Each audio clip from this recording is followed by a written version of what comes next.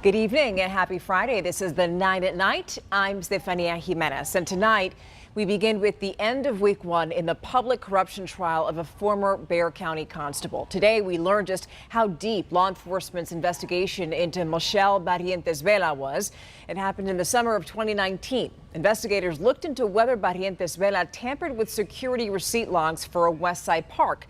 Dylan Collier has more now on the investigation. Former Precinct 2 clerk Susan Tristan was back on the stand Friday, detailing how she used a county visitor log to track down the Texas Ranger investigating her boss. And I wanted somebody to know what was going on inside that office. What developed was a series of meetings between Tristan and Ranger Bradley Freeman and then the FBI, who supplied her with a secret recording device. I felt there was wrongdoing with Rodriguez Park. Her objection is not relevant how she felt. She is speculation. Despite Tristan taping multiple conversations with Barrientos Vela without the constable's knowledge, there's been no evidence presented so far that she ever recorded anything incriminating. Disputes over what Tristan could testify to specifically led to multiple objections and matters heard outside the presence of the jury throughout the morning. The 211 pages. The ex-constable's former attorney described the process of getting park records from Barrientos Vela and turning them over to the district attorney's office. And that was Dylan Collier reporting. If Barrientos Vela is convicted, she faces up to 10 years in prison. Now, the next person, or the person in this next case, got a lot more than that. Life in prison. That's the sentence for a man found guilty of a deadly shooting back in 2020. A jury convicted Richard Vallejo for killing Andrew Gomez back on June of 2020. Investigators say that it happened after Gomez tried to talk to Vallejo about money that he owed on rental tires. Vallejo's attorneys argued that it was self-defense. Vallejo even told the jury that he feared for his life after Gomez sent him threatening texts. Gomez had been shot 6 times. Vallejo is going to be eligible for parole after 30 years. Right now, we're trying to learn more about a man who was killed this morning inside of a home, and it happened at a house you're about to see on Englewood Drive. It's near West Avenue on the city's north side. San Antonio police officers say that they went there after getting unusual phone calls, and when they got there, they found a man lying in a pool of blood, along with the man they believe did it.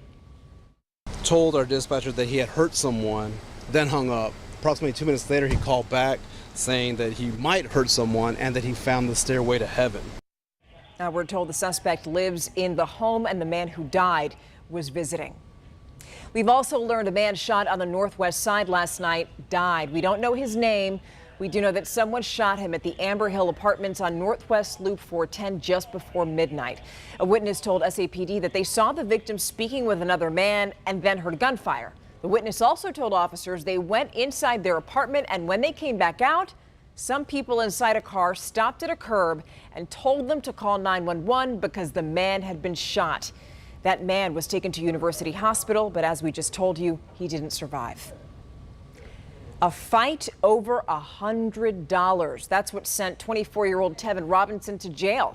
Investigators say that he shot his coworker on Sunday, and according to arrest records, Robinson and the victim worked for a construction company and had a disagreement over Robinson's payout.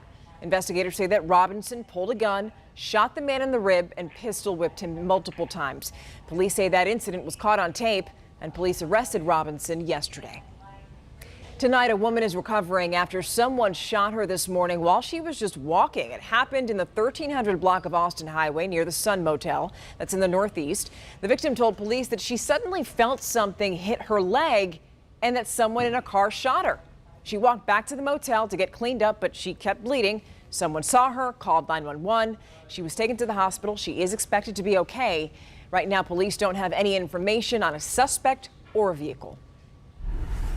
You knew it was coming. Scam alert. We learned about the plan to cancel federal student loan debt 2 days ago, and already the wrong people are trying to take advantage. Scammers. The Federal Trade Commission says that people are getting unsolicited calls, text messages, and emails from people offering to help you get your money.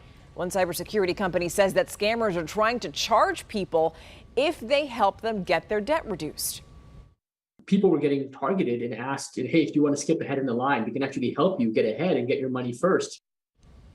Yeah, it's all a scam. The FTC is warning that we shouldn't pay attention or shouldn't pay anybody to apply for the loan forgiveness program. Also, never a good idea to share your federal student aid ID. And by the way, this program isn't even up and running yet. The Education Department is going to announce when you can apply for this later on this year.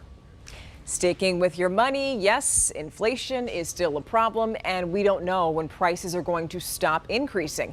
Federal Reserve Chairman Jerome Powell says the central bank is focused on taming inflation, and it's likely that that's going to include a period of slower growth for the U.S. economy.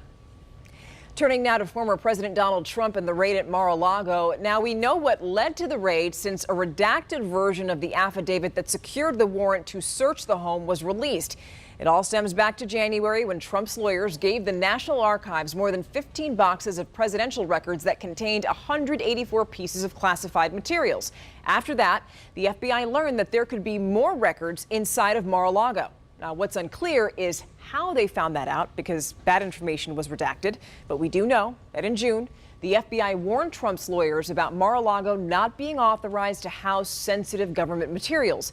And 2 months later, the FBI raided Mar-A-Lago. Back here at home, did you forget? It's Friday. In a moment, we're going to talk about a big event that's going on this weekend. But before that, we want you to get ready first. Here's meteorologist Adam Caskey with your forecast. Rain chances this weekend quite a bit lower than what we've seen the past couple of days. Just the off chance of a few afternoon random pop-up downpours. Still very tropical air, so we'll have a few out there, but the coverage should be limited. Otherwise, a lot of sunshine. 76 in the morning, mid-90s by the afternoon. Saturday and Sunday, pretty much exactly the same. Mid-90s, that 10% chance, and a lot of sunshine. Very sticky and humid. Next week, we ramp up those rain chances a bit more into the scattered category by Wednesday. You know where it's going to be hot tomorrow? At our KSAT Pigskin Classic. Yeah, if you don't have tickets to the event, you still have time. Just scan that QR code that you see on your screen.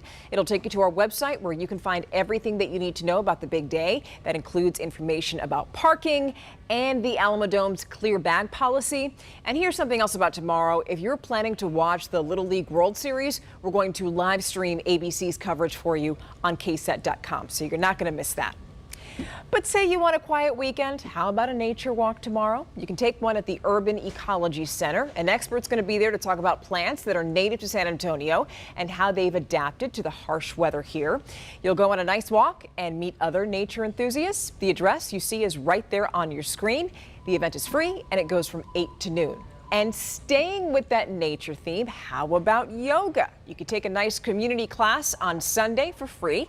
It's happening at Confluence Park at 310 West Mitchell Street from 10 to 11 a.m. Now, before we go, we also want you to stick around for the Night Beat because besides all the KSAT Pigskin Classic stuff, we also want to talk about something serious, and that's road rage. What do you do if you find yourself in the middle of a situation that you have no control over? What do you do to stay safe on the road? Tonight, you're going to get advice from an expert. And just like that, we're out of time. Thank you so much for being with us all week. Have a fantastic weekend, and we're going to see you tomorrow at the KSAT Pigskin Classic. Have a wonderful night.